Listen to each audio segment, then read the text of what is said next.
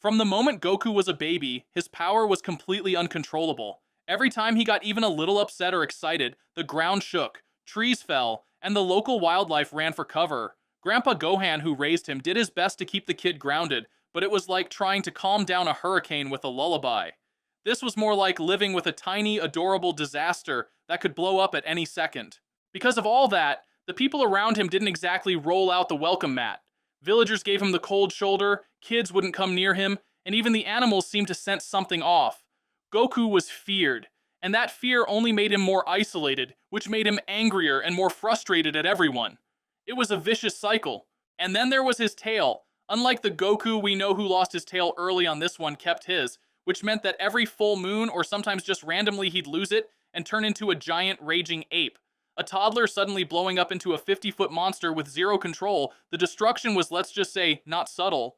Grandpa Gohan tried everything to help him control it, meditation training, tough love, but it was like trying to hold back a volcano with a wet paper towel. Deep down, Goku just wanted to be normal, to be accepted. But the world only saw the monster beneath the surface, and so this wild, explosive kid grew up alone, struggling to find peace in a world that only wanted to keep him locked up or run from him. Not exactly the start of a fairy tale, but every legend has to begin somewhere. The day the Saiyans showed up on Earth, Goku's instincts took over, feral and completely unfiltered. When those Saiyan scouts landed expecting to find a kid they could maybe recruit or at least size up, they got a full-on assault from a wild beast barely holding himself together. The fight that followed was chaos.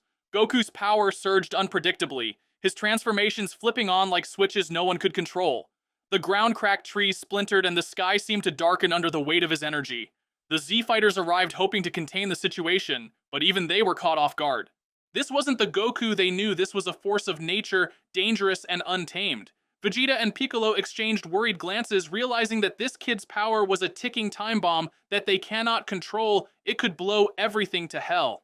Inside Goku, there was a war raging almost as fierce as the battles outside. He wanted to protect the people he cared about, but every time he tried to control his power, it slipped through his fingers like smoke. Training with Piccolo and Vegeta was a nightmare of frustration. Their disciplined, methodical approaches clashed with his explosive nature. Sometimes in the heat of battle, or even just a moment of stress, Goku would lose himself completely, his mind overtaken by a primal fury that turned friend into foe. The very people trying to help him became wary, debating whether to keep him alive or put him down before he destroyed everything. Yet beneath all that rage was a flicker of a desire to be more than just a monster. Goku's identity was a puzzle with missing pieces. He was a Saiyan bred for war, a kid raised on Earth, taught kindness by Grandpa Gohan, and driven by a strange mix of innocence and fury. Every day was a battle, not just against external enemies, but against himself. The tension that had been simmering beneath the surface finally boiled over when Frieza's forces showed up on Earth. It wasn't just another enemy invasion, it was the catalyst that pushed Goku's volatile power to the edge. He'd spent so long wrestling with the beast inside, trying to hold it back, but now there was no room for restraint. The moment those soldiers landed, everything snapped. Goku's rage flared like wildfire, and the battlefield became a chaotic storm of destruction. Frieza's forces arriving on Earth was a declaration of war. The battle tore through the landscape like a hurricane, energy blasts, carving craters, buildings collapsing, and the air thick with the roar of unleashed fury. Frieza's soldiers, expecting an easy conquest, found themselves overwhelmed by a force they couldn't predict or control. Goku's transformations were cataclysms. Each shift into a more feral state pushed his strength beyond anything seen before, his rage fueling an exponential growth in power that made the ground tremble. The Z-Fighters scrambled to protect civilians and contain the destruction, but even they struggled to keep up. Vegeta and Piccolo exchanged grim looks, realizing that this was a disaster waiting to happen. The battle escalated beyond anything anyone could have imagined. Goku's fury reached a fever pitch, his form shifting into a legendary, almost uncontrollable state.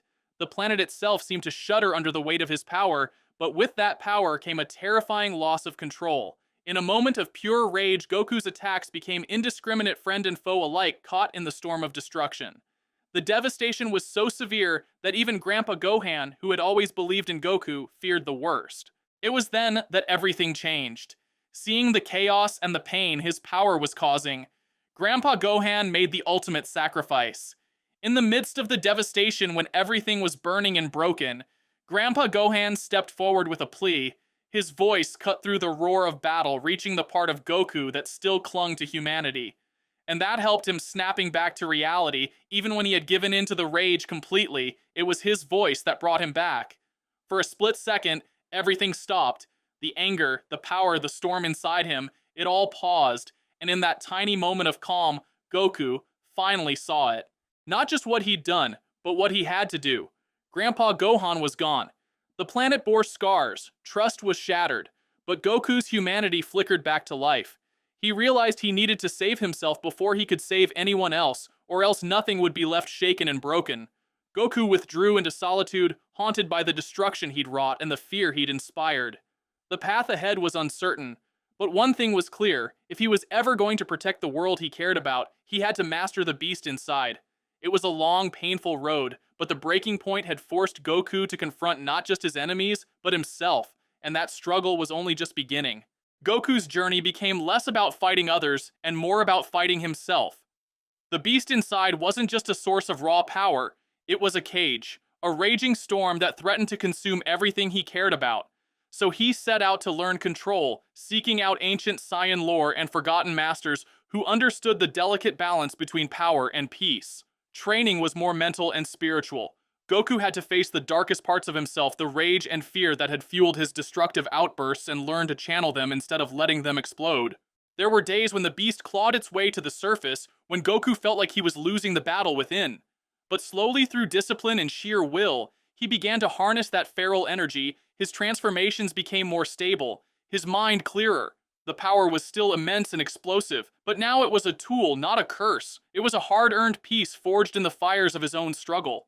Then, as if fate had a twisted sense of humor, Broly arrived on Earth, not just any Broly, but the legendary Saiyan, whose own uncontrollable power mirrored Goku's past more than either of them wanted to admit. Their first meeting was electric. They were mirrors, two warriors shaped by rage and isolation, each fighting to master the monster within.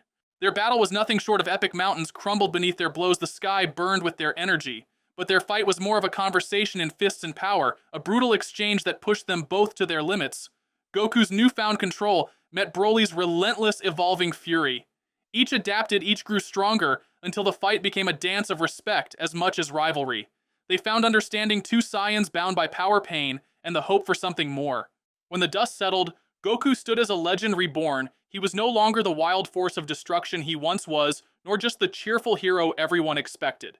He was a symbol of balance between chaos and calm, strength and restraint.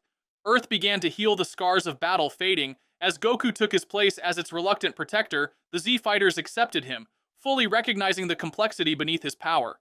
If you enjoyed this What If scenario, don't forget to like, subscribe, and hit that notification bell, so you never miss out on more wild Dragon Ball theories.